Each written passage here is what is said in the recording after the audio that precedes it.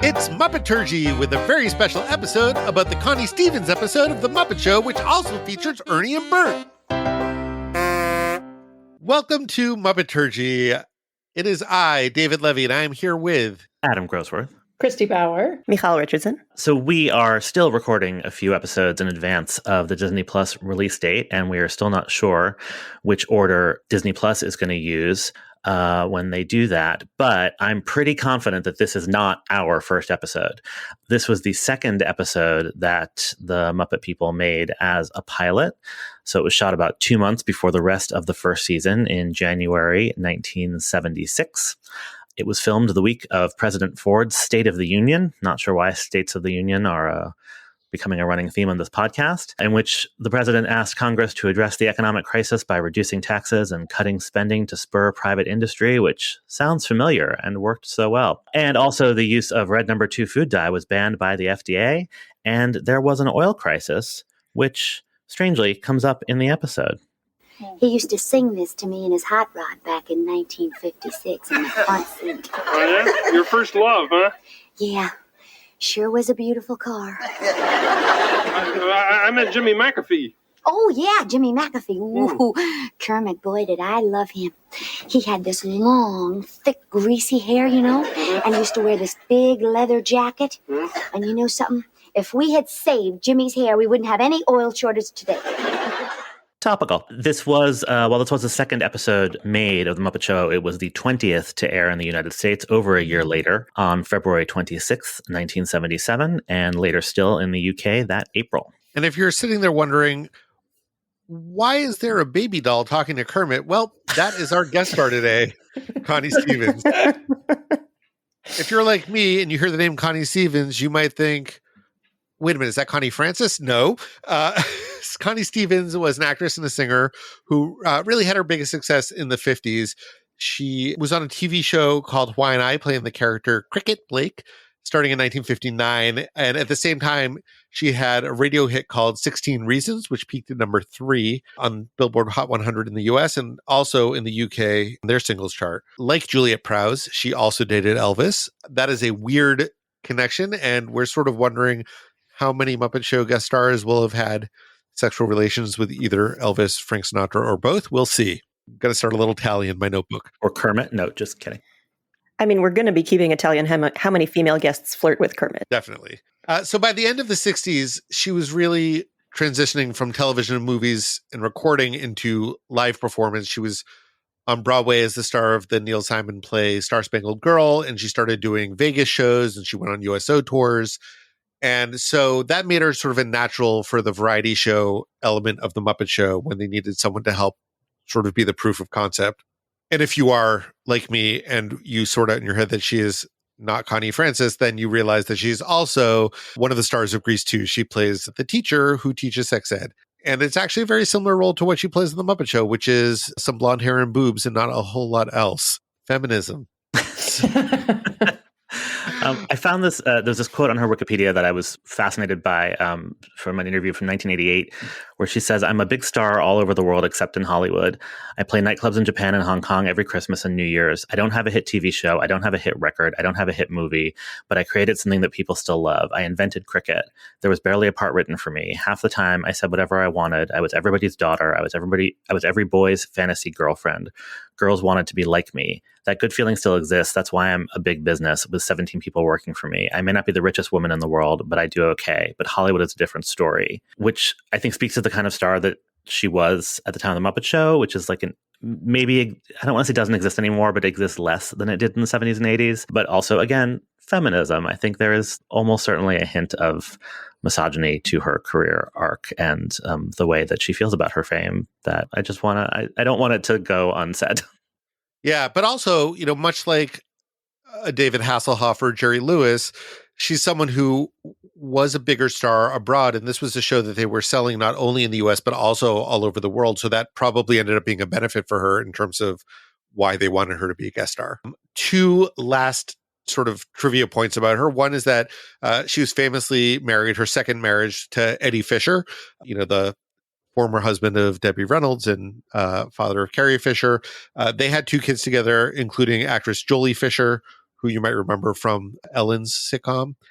And she was a longtime donor to the Republican Party and a big supporter of John McCain when he ran for president.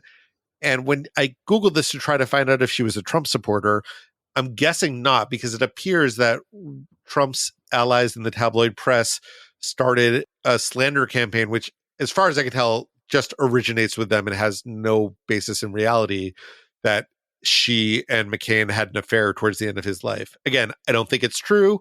The only places where this appears are in like the grossest corners of Twitter and the National Enquirer. But that's what you get when you Google Connie Stevens in 2021. She also appeared on Ellen as a guest star with her daughter and was in Clueless and Baywatch. I mean, she's kept working. She hasn't gone away, which is nice. So this is unique among Muppet Show episodes. I don't know if it's the only one where this happens, but certainly in the early episodes, it's unique in that there's more than one guest star. And let's hear Kermit announce it. It's the Muppet Show with our very special guest star, Connie Stevens, and from Sesame Street, Ernie and Bert. So that I knew that Ernie and Bert were in this episode, and it still sort of caught me off guard to hear Kermit introduce them like celebrity guest stars. So I think it's helpful to remember that, again, this is a few years after the debut of Sesame Street. Ernie and Bert were the early breakout stars of Sesame Street, and even though there was a real desire on the part of Jim Henson, and even more so on the part of Children's Television Workshop, to keep a pretty thick line between the Sesame Street Muppets and the Jim Henson Muppets, who could do things like commercials and adult appearances. There were crossovers, there were cameos, and here we get Bert and Ernie as, like, honest to goodness, full on, announced in the title song, guest stars of the Muppet Show. Previously, they had a very brief cameo in the Muppet Valentine Show, but here they get to do an act and a number and the whole thing. And here everybody knows their names. Right. Why don't you get me started? So, Michal, what are your overall impressions of this episode? Connie Stevens feels so incredibly game for anything, up to and including sharing the guest star spotlight with a couple of puppets from a kids show. I just appreciate how she's up for anything, even if it feels like she might be upstaged. She's up for having to show up and just flirt with Kermit, and then when Fozzie walks in, she has to flirt with him too. She doesn't mind having to do a passionate dance number with a puppet and having to wear a dress that looks kind of hard to dance in, and doing this awkward, cutesy teenager in love thing that somehow made her seem the wrong age to be doing that. She seemed like she was too old and too young for it to be cute at the same time, but she was up for it. I agree. She's somebody who seems to know her limits, but seems to know how to work with that. Like, she gets how they're like complemented or enhanced by Muppet energy. I always want as much human Muppet interaction as possible with the guest star, and I really appreciate that, with the exception of one number, which we'll get to, right, all of her scenes are with Muppets, and especially with Bert. Right? You already said she's super game, and that's, I want that silliness and that subversion of songs and all of that, and she's working. I like it. Yeah, I think this is an episode for me that had a lot of clips that I really like, but didn't quite come together as a fully formed final product for me. And I think part of that is just that I was a little bit uncomfortable with Connie Stevens as a personality. So first of all, her thing seems to be that she's a nostalgia act for the 50s, which is not an era that I personally have nostalgia for. So that already, there's like a little bit of remove. And that's sort of like, oh, I'm pushing 40, but being forced to act like a giggly teenager. It just made me like a little uncomfortable, a little sad, comfortable. I don't know. It is weird. And that clip we played of the oil shortage joke, the oil shortage joke itself like doesn't bother me, but that it's actually really badly written. Like it just kind of rambles. It's a really, like, it goes the car and then the guy, and then they go away from the guy's hair and they come back to the guy's hair, and it's the show would just get so much better later on at that type of joke writing. And also the backstage plot. I am on record elsewhere at the late lamented previously.tv and the still thriving Extra Hot Great. I have made the case on both of those places that I want the Muppet Show to be 30 Rock. I love a good backstage plot, and this show has one that's really fun. This episode has one that's really fun, but it's not really relevant to anything.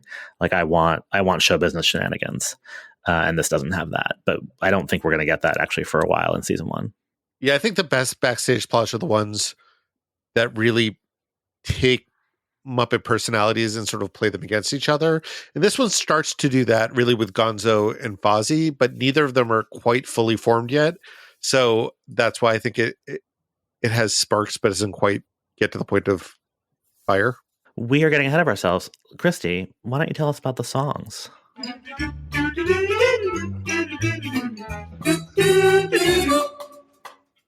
So this episode is chock-a-block with songs.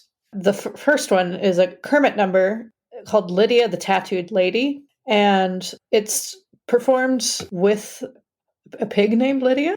I think we all have a lot of thoughts about Lydia herself. The song itself was written by Harold Arlen and Yip Harburg, who are probably most famously known as the songwriters from The Wizard of Oz. And this song was written the same year, or came out the same year as Wizard of Oz for a different movie, the Marx Brothers movie At the Circus.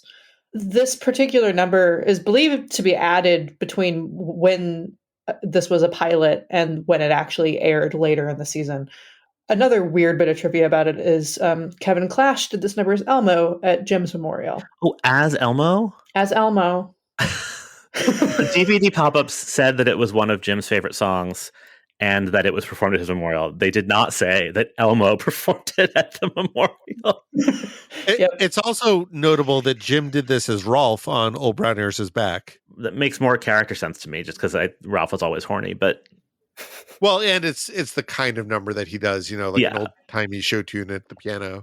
This was also on another. We've talked about those Muppet albums in the past, and this was on something that I definitely had. Like, this is a song that I know because I had it on a record, the Kermit version. Yeah, it was on that Muppet Show original cast album. I think they must have... I didn't think I had when you talked about it before, and then this started playing, and I was like, oh no, I had this on a record for sure.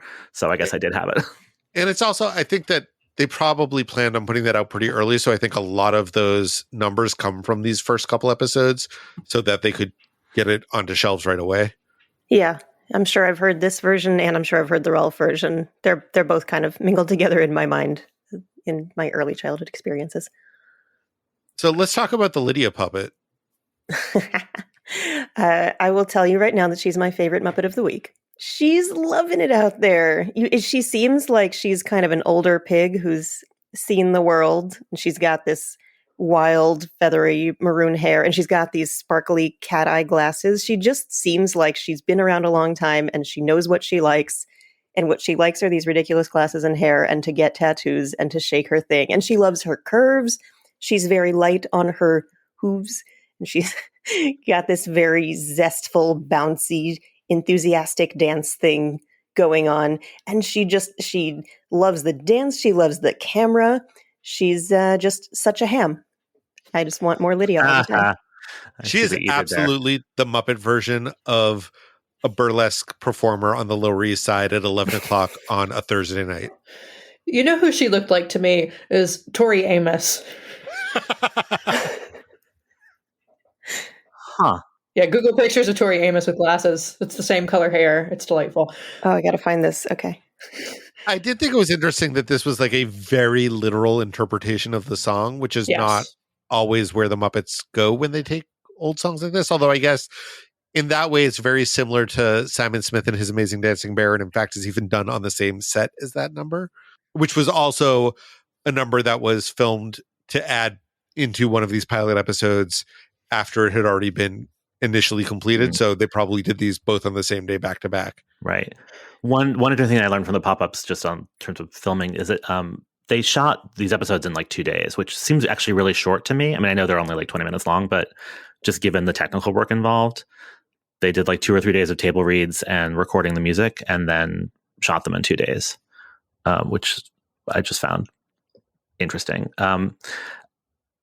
Just as a technical thing that I noted on this has nothing to do with the puppetry is that they use the actual curtain.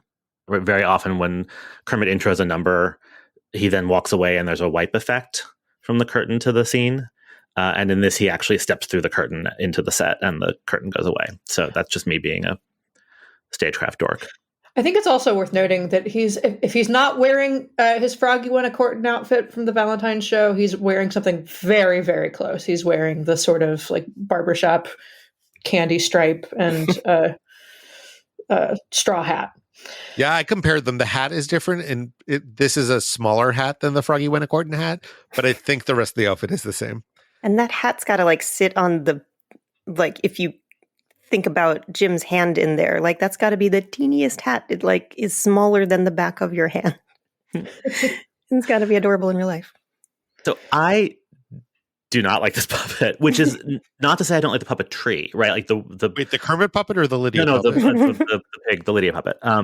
The puppetry is amazing, right? Like is it Frank? Do we know if it's Frank? I'm sure it looks like Frank. Yeah, like the work is fantastic. Oddly enough, on this DVD, the pop-ups elsewhere pointed out that most Muppets have something around their neck to hide the seam between the head and the body, like Fozzie wears a scarf, even though he's otherwise naked. So then when I watched this the second time, after reading that, I could not stop looking at the fact that this pig does not have that. And the head and the body seem to be two completely different textures. And so I was like deeply distracted the entire time. But I also find her outfit just like, it just bugs me. Like it's like the weird, like the tiny bra, even though she doesn't have boobs. And like some Muppets do have boobs, and we could talk about how that's weird. But like if you're gonna give her the teeny bra, like I don't know, it's just strange. And like the very low rise. Adam wants bigger boobs on pig puppet. Noted. Send them an angry letter. It's a sexual number, so like if you're gonna do it, I don't know. I think it's weird. And then, all bodies are beautiful, Adam. Yes, but then her outfit should fit her. Yeah, her torso is unusually long.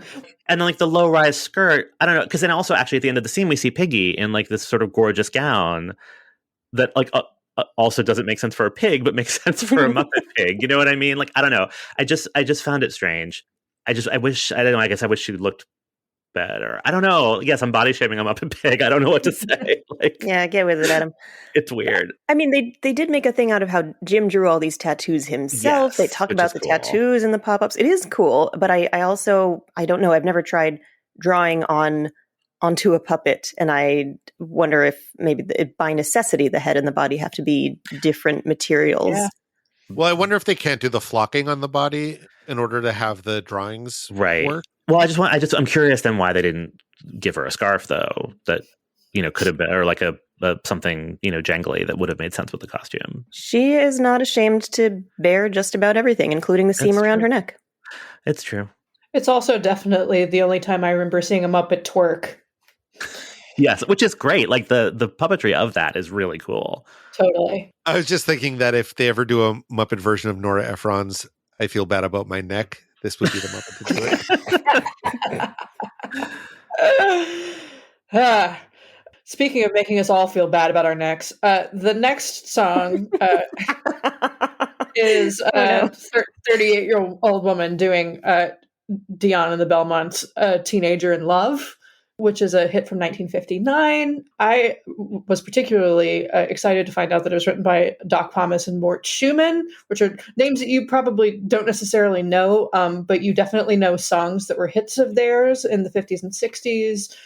They wrote Turn Me Loose, This Magic Moment, Save the Last Dance for Me, Can't Get Used to Losing You, and Viva Las Vegas. So another Elvis connection as well. I particularly was excited because Mort Schumann's was also the main English translator of all of Jacques Brel's songs and is responsible for the review Jacques Brel is Alive and Well Living in Paris. He was actually even in it and is on the album. So that's a weird thing. But speaking of weird things, the Dion and the Belmonts version of the song was number 5 on the US charts, but in May of 1959, 3 different versions held spots in the UK top 20. Can you imagine how insufferable radio must have been in the UK at that point?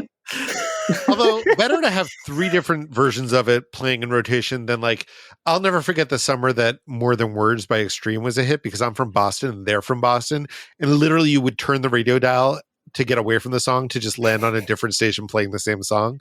So like a cover version would have been nice just to break it up a little bit. You lost me at turn the radio dial to get away from more than words. Yeah, that can't relate. That's a banger. But Connie Francis performs this with the Mutations, who are oversized, slightly freaky Muppets. I know, Michal, you had something to say about the Mutations. Yes, you also said Connie Francis. Oh my God! It's not just me. Connie Stevens. Do you want to say it again, or you want to leave it? No, leave it in. Leave it in. Leave it. No, I own my shame. Connie Stevens. I mean, are we going to talk about the Mutations? Are they Muppets? Because they're not dancers in suits. They're dancers in like a monster head and then gloves and these little boots. And considering how unencumbered they are by not having to wear a walk around suit kind of thing, they should be able to do more choreography than they do. I mean, maybe it's that they can't see out of those heads. Maybe that's why they do. I mean, not the Mutation specifically, but this style of costume is used in the Rita Moreno episode, which, peek behind the curtain for listeners. We're recording tomorrow, so I've watched it. But I also have like really clear memories of, for example, the Liza Minnelli. Is it Liza Minnelli, the Copacabana number? That's Liza, right? I think so, yeah. And so they use this style of costume when they need a Muppet to really dance. And they don't here. Yeah, they do not follow through with that capacity to really dance, which made me wonder, is it just Muppeteers, or sorry, we don't want to say Muppeteers.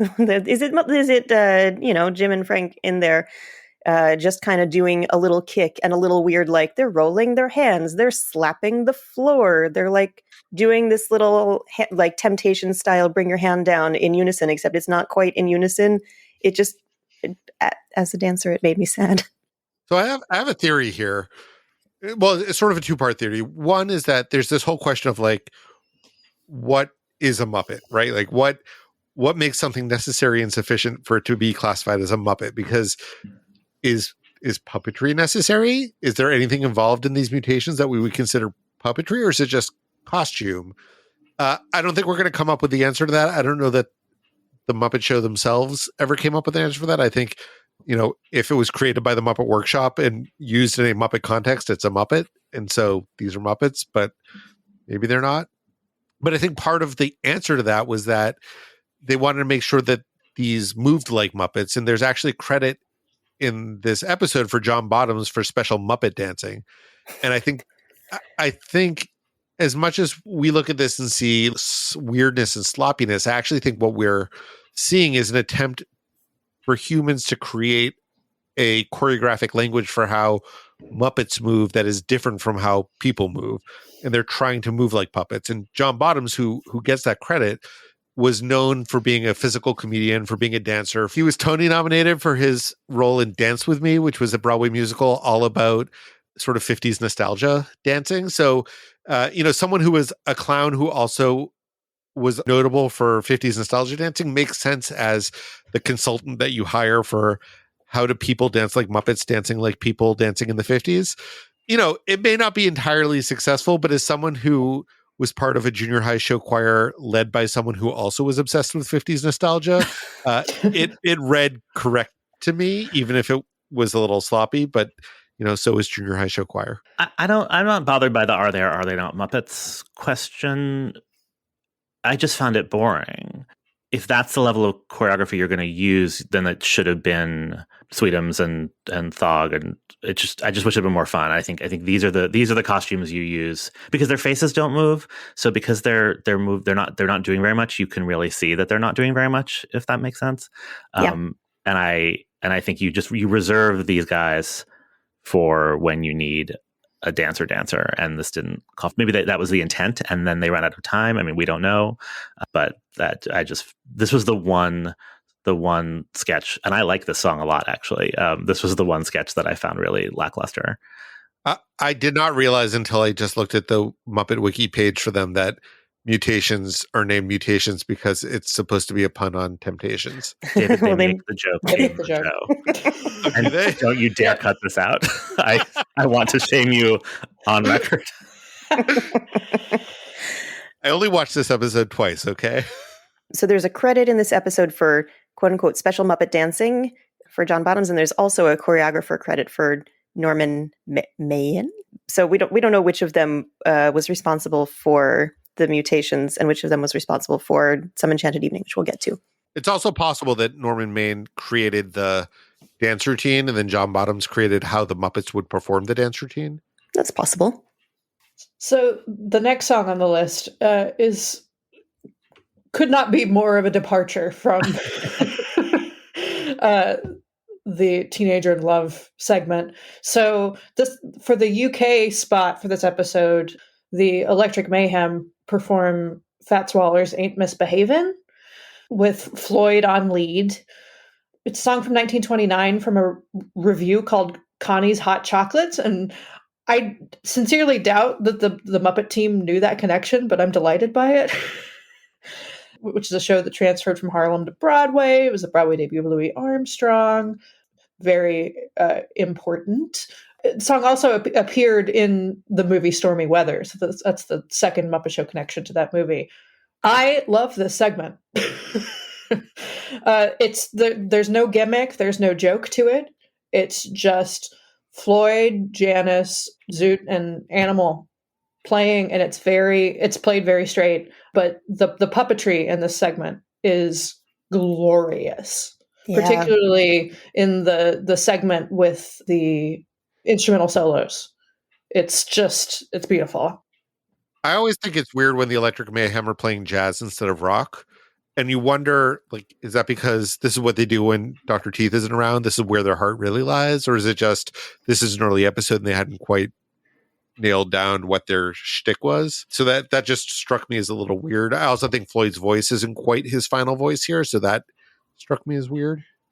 Oh, I also should mention, the song is commonly attributed to Fats Waller, but the show it came from had lyrics by Andy Razaf and music also by Harry Brooks, so it was more of a team effort. Yeah, just what a gorgeous clip. It's so confident and relaxed, and they're doing all these neat things with colored lights behind them from different angles, but not being showy about it. They're just chilling. I love this clip.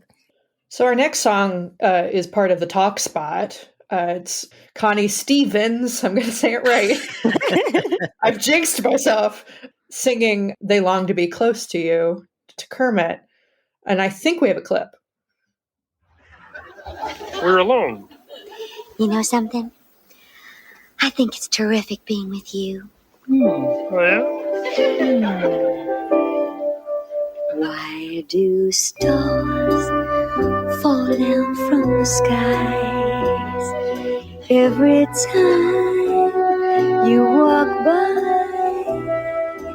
Just like me, they long to be close to you.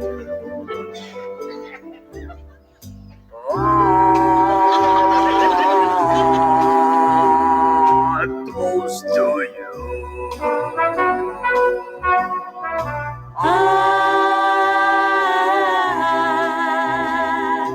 Close to you. Delightful.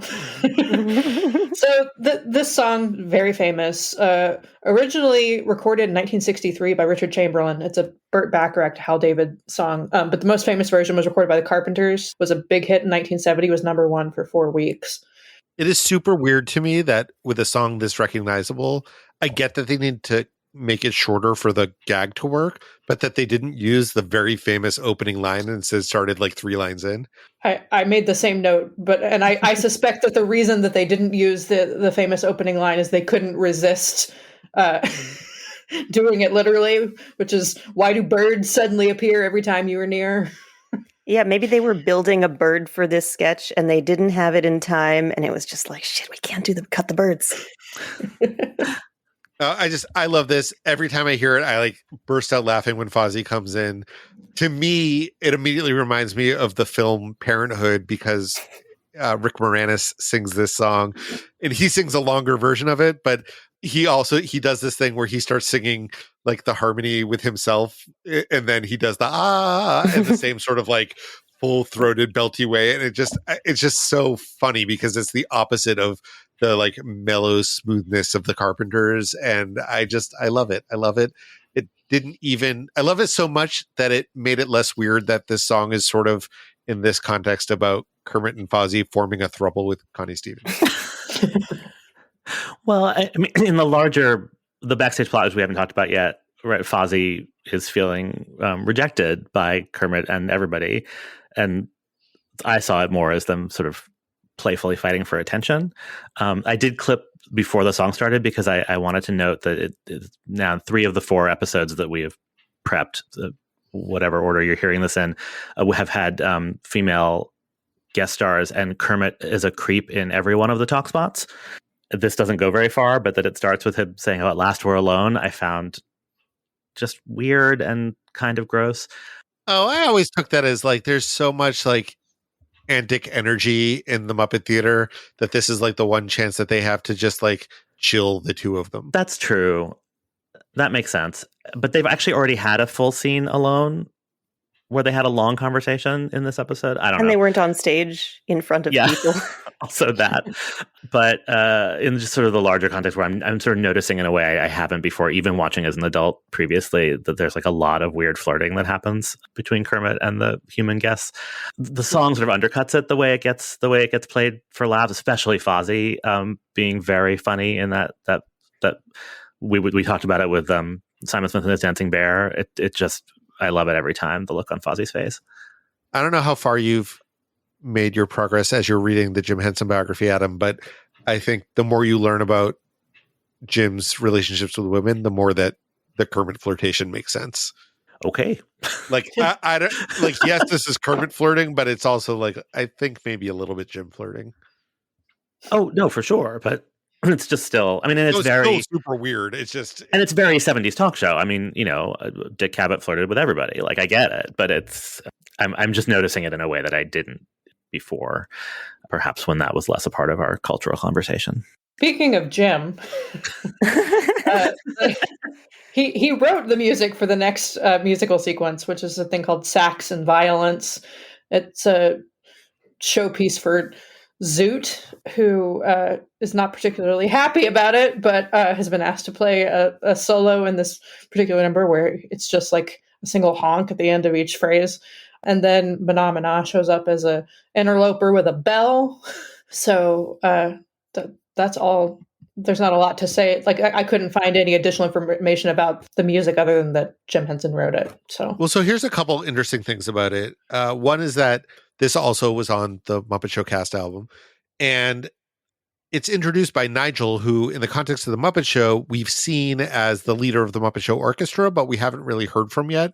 But Nigel was the host of the second Muppet Show pilot called Muppet Show Sex and Violence, not to be confused with this number, which is Sax and Violence. And yet, as far as I can tell, this number was not originally created for Muppet Show Sex and Violence, but perhaps was inspired by it. Nigel is played by Jim, so for years listening to this on the record, I just assumed that it was Kermit having the conversation with Zoot. So it's weird to see it and be like, oh no, it's not Kermit. It's someone else who almost was Kermit in the sense that he almost was the host of the show, but is not the host of the show and instead is largely forgotten. So much so that when they eventually had Muppets Tonight, they just created a whole new character who ran the show, also named Nigel, but not this Nigel. I in my elementary school and middle school, you were required to take an instrument from 5th to 8th grade, and I played percussion, but I was deeply uncoordinated. So like I had rhythm and I, could do stuff, but like I could never play a drum set. So I played a lot of like triangles and bells and the occasional timpani. And so I related deeply to Menomina in this number. And it just brought me great joy because I was like, oh, I could do that. I could play that bell and I would enjoy playing that bell. And he seems to have great joy in playing that bell. You probably wouldn't enjoy punching Zoot in the face as much as Menomina seems to enjoy it. No, he takes it a little too far. But until then, I was relating deeply. This made me wonder, Menomina's role in this is not so different from his role in his signature number where someone else is performing a song and he comes in to fuck it up. And I wonder if this was going to be a running gag that they just never ran with. Or maybe they did run with it and I just can't think of any other examples of it. Yeah, it's a great puppet too. So it's kind of a shame that he he doesn't, as far as we remember, doesn't come back, because he's really a joy to watch. He does appear in the audience at the end of this episode, which also struck me as weird. Like, why is a performer in the audience? If you finish your bit, you go out to the past door and you watch. I guess. So the last number is Some Enchanted Evening, which is very famous. I don't think I have to give a whole lot of background on it. It's a Rodgers and Hammerstein song from the musical South Pacific. And it's sung by Bert. And I think this entire episode is such a showcase of the genius of Frank Oz, both from the Lydia stuff to all of the Fozzie stuff to Bert having a moment to shine. He's so great. He's so great. I would watch him sing all of Rodgers and Hammerstein. I want an evening Bert sings. The Bert and I. The sound of Bert. The thing is, the song is typically sung by like an operatic baritone. So there's something about the like readiness of Bert's voice that I found kind of moving, and I think we have a clip. Oh, Connie.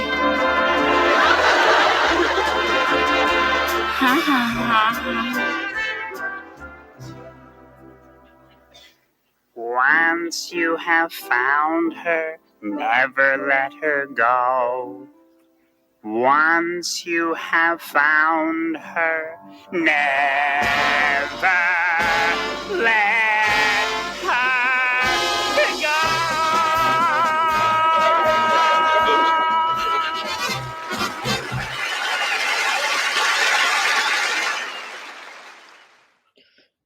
Like, it's funny, but I also find it kind of moving. There's something about the like naked vulnerability of a Muppet voice singing a big operatic song that. Well, and because it's Bert, I mean, we'll get into the Bert and Ernie of it all a little later, but I cried a little because it's also Bert having a victory. Yeah. Which he doesn't get very often. Like he gets a number. He gets Connie. I don't know. It's so lovely. And Connie Stevens, again, being game for anything. She doesn't get to sing in this. She just comes and passionately caresses Bert. She twirls him because when you're dancing with a Muppet, you have to be the lead. It's gorgeous. She's very committed to it. You can see the passion on her face. Ready! 3, 2, 1, fire! All right, so this is the shot out of a cannon section when we discuss the canonical elements of the Muppet Show that appear in this episode. I have a bit of an overall thought getting to the backstage story. We have, and I should attribute this properly. I synthesized this based on some Tough Pigs articles that I went back and read. When I learned that we were talking about this episode, I wanted to read some reviews from Danny Horn and Ryan Rowe, so I want to make sure that I am citing them properly. But we're talking about the Muppets trying to distinguish themselves as a primetime show, and in an era where the Muppets are kind of becoming known as being a part of Sesame Street. And we want to make sure that the Muppets are for grown-ups. They blow things up. There's sex, there's violence. And yet they bring in Ernie and Bert to promote this episode, which puts them in a weird place. Not that Ernie and Bert are not adult-style entertainment. They definitely are. They definitely have that dynamic about them. But what we've got in this episode is kind of everybody brings their self-loathing. That's carrying over from the group self-loathing. We've got Gonzo's self-loathing in the Joel Grey episode, and we've got Fozzie thinking that everybody hates him in this episode. It's kind of sad and weird. We haven't quite gotten into the Muppet style of irreverent exuberance or sincerity. We're still trying to find our footing. There is something about Gonzo that's fully formed already in these early episodes. He's eating rubber tires. In this episode, he's growing a tomato plant while playing the 1812 overture on violin for just a few seconds. But there is something strange and middle ground that's kind of nowhere ground about where the Muppets are landing as far as whether they're for adults or whether they are actually children. Because in this backstage story, Gonzo is coming to Hilda, the wardrobe mistress or seamstress person backstage, and saying, I have this teddy bear. I was really hoping that you could repair him. She says, don't you think you're a little old for a teddy bear? He says, you think we should really just play a clip of this. Gonzo, aren't you a little old to carry around a teddy bear? Really? You think I'm emotionally mature enough to move up to a Raggedy Ann? Gonzo, I categorically, absolutely refuse to repair that teddy bear. Can I take that to mean maybe? Oh, Come on, Hilda, what do you say, huh? I say that bear is the worst thing I have ever seen in this theater. Why not get rid of him? But Hilda! The bear is the worst thing she's ever seen in this theater? My whole life is flashing before my eyes. Oh, poor Gonzo, poor Fozzie. It's such a great Frank Oz acting moment, though. Like, Fozzie is upstairs and in the background, but he's just like, your eye just goes to him, and as he sort of overhears and reacts, and it is both hilarious and heartbreaking all at once. Like, I got full-on belly laughs in my household when we watched it. Yeah, even in a later segment when they have a little door with a slot that opens somehow, and he's spying so that he can overhear Gonzo and Kermit talking again about the bear, you're just looking at Fozzie and like just the little slit where his eyes are just to see what he's doing. Yeah, all right, so we're going to barrel through some of these canon bits. We have... barrel through? Yeah, that's what we're doing. The bear can barely bear it, folks. Barrel through. Yeah, well placed. All right, so we've got the Swedish chef in not his overall debut, because he did appear in the Sex and Violence pilot, but it is his Muppet Show debut, bringing a whole new meaning to Tilled Meatball Bounces, because he is, in fact, serving up some bouncy meatballs. Turns into a tennis match against Statler. Waldorf calls out 15 love. I don't know what that means. I don't speak tennis. I'm sure somebody's winning and somebody's losing. Or maybe love means everybody's winning? I don't actually know. Wayne and Wanda was on the list, even though they don't have a number. I think we have a clip for this, too. Kermit's not here, Wayne. Hiding from my wrath, no doubt. That's funny. He's not on stage, either. Wanda, no one is on stage. You mean? Yes, this is our chance. We must grasp it. But this is supposed to be the place for the Connie Stevens spot. Oh, we'll cut the Connie Stevens spot. Connie Stevens enters. Yes. So from the moment that Wanda notices that nobody's on stage, here we're getting to, this fits into the shot out of a canon section, because this is a canonical paradox of the Muppet Show. Frequently, no one is on stage, but in this case, I got a chance to count how long no one was on stage. It's 2 minutes and 15 seconds that elapse in between Wanda noticing no one's on stage and when Kermit goes out to introduce Connie Stevens. I will note that at least the Mutations, because there's a moment backstage where he says, oh, we've got a group for you, and they shoot past her and bump her aside, at least they've noticed nobody's on stage. All the action is happening off stage while the audience is probably just sitting around. And nothing happening on stage should be tantamount to finding out that there's nobody piloting the plane. Like, this is a problem that needs to immediately be solved. And nobody seems bothered by it. Just nobody's on stage. It does raise the question as to whether the Muppet Show within the show is performed as a like vaudeville entertainment for customers who are watching it live in the theater, or is it something that they know is being recorded like a variety show to be broadcast later, so the audience might be prepped for there may be some downtime in between acts while we set things up. We never see cameras, right? Like, so. Well, and but there's also a laugh track for all the back. I mean, obviously it's a sitcom. I don't take any of this literally, but like there is a laugh track for all the backstage scenes as well. So who are those people? Yeah, they get applause for numbers that happen backstage. Yeah. We've got an At the Dance segment. The thing that most stood out to me was that we see Dr. Teeth dancing with Mildred. I'm going to assume that Dr. Teeth is the kind of dude who dated every single young lady who is associated with the Muppet Show. And now that he's done with all of them, he's now moved on to dancing with Mildred. Does that sound right to you guys? Totally. I buy it. Absolutely. I don't even know that he necessarily goes in that order. Like, I don't think he discriminates. Yeah, just if Mildred's nearby, then we're going to dance with Mildred. That works too. Zoot's free, whatever. Yeah. Yeah, you're right. I think Dr. Teeth could go for just about anybody.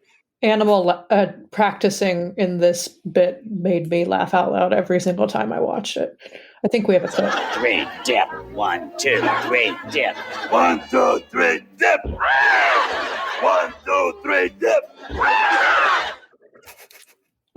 Even in clip form, it makes me laugh. And I just want to add that although it's not in the At the Dance sequence in this episode, in a previous episode, we saw an At the Dance bit where there was what I call Muppet body horror, when one Muppet's nose comes off and accidentally gets attached to a different Muppet.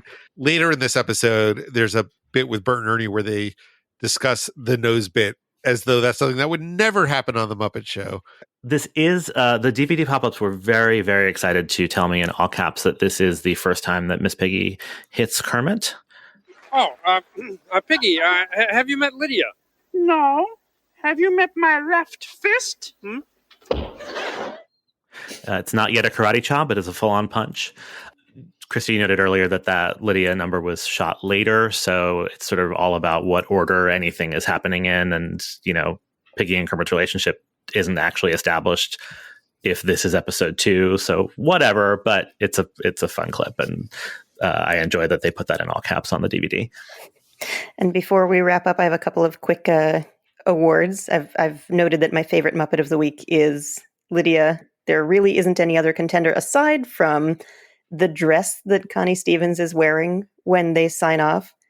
It's somebody help me describe it. There's so much going on.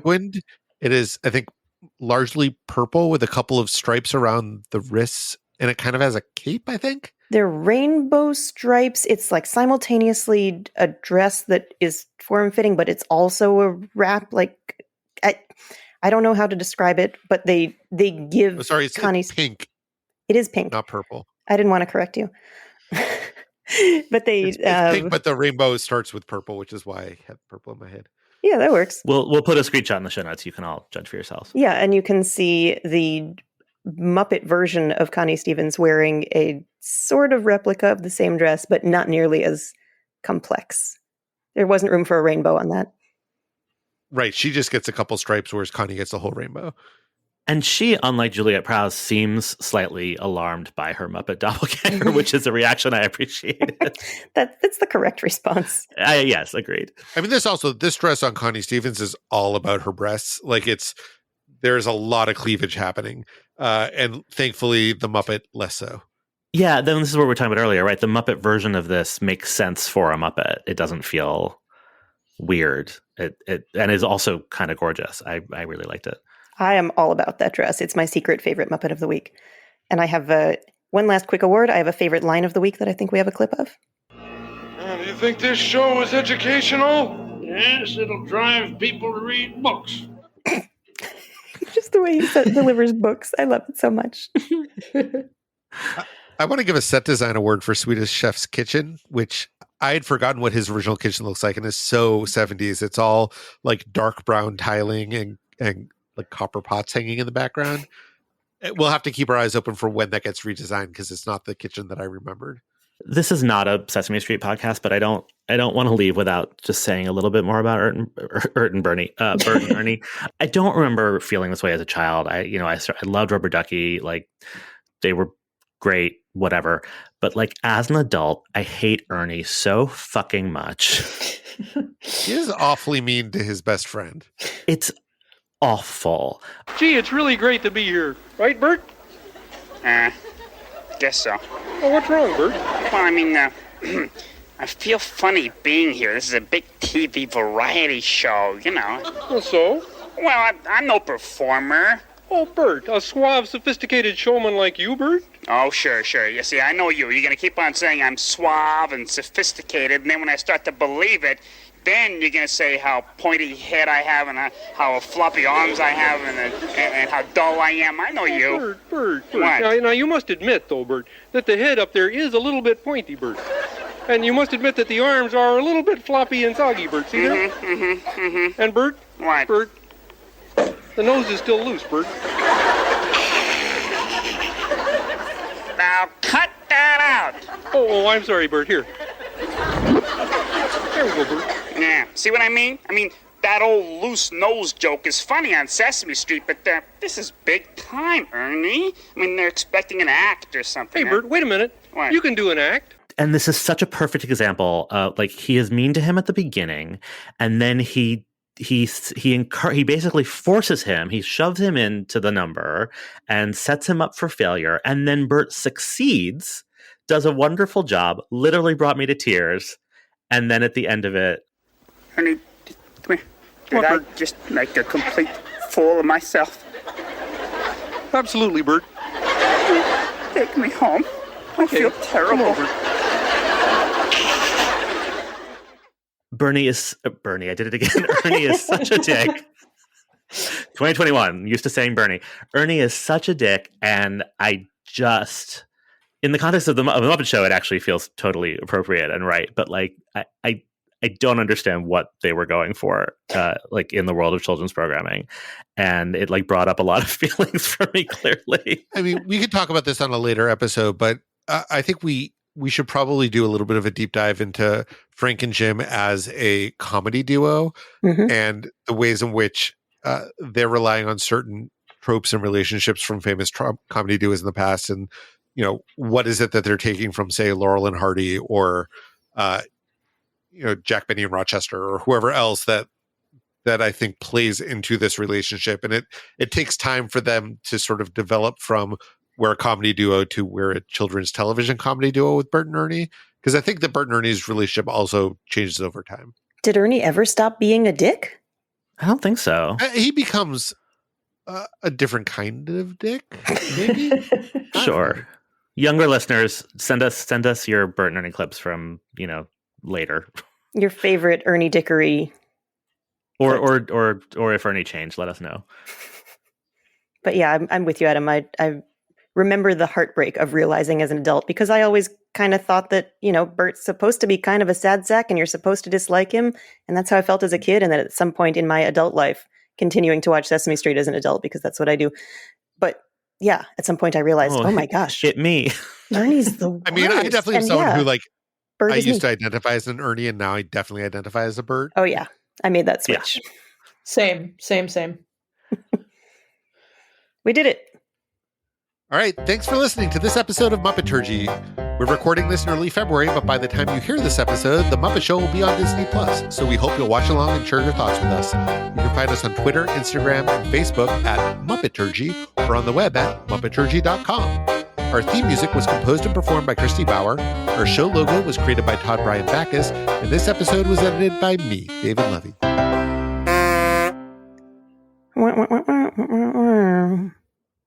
I'm sorry. We should cut the part where I don't know what to say.